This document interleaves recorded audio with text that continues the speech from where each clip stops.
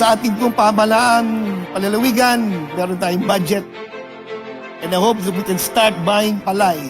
I already have the schedule of the municipalities where the palay po ay hina-harvest na.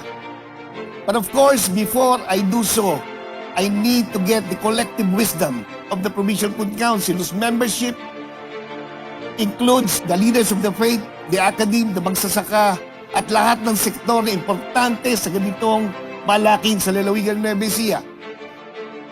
I expect no less than the department heads to support this program as we have done in the past.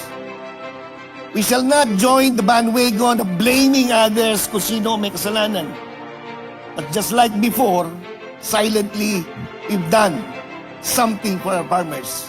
And hopefully, this will inspire other local government units to follow the provincial government. Mahirap po ito, pero kakayanin. Kakayanin sapagkat ito ay ating obligasyon. Kakayanin sapagkat may malasakit tayo sa ating magsasakang Novesiano na sana po ay pamarisan ng ibang probinsya o local government units.